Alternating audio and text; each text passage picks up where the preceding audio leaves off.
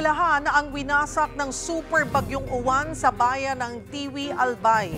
Para sa update, magbabalita live mula sa Albay si Mobile Journal Arles de los Santos. Arles, gaano katindi ang pinsala dyan?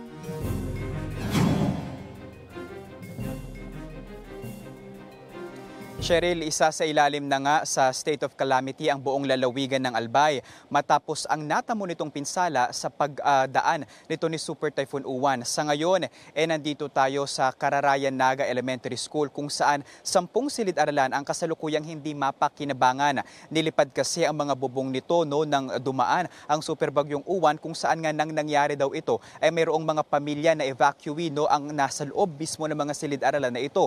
At sa pagdaanan ng bagyo, tumambad nga ang katotohanan na kung saan naapektuhan ang ilang mga learning materials dito sa paaralan, kagaya na lamang ng ilang mga pisara, libro at iba pang learning materials. Arles, paano ang magiging siste sa pagbabalik eskwela ng mga estudyante?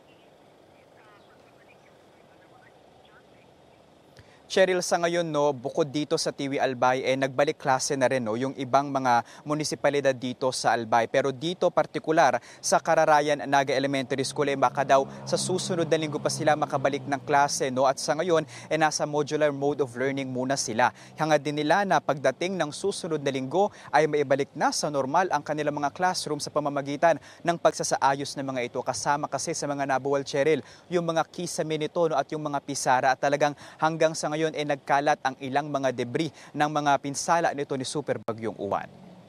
May nakahanda na bang tulong ang lokal na pamahalaan at DepEd?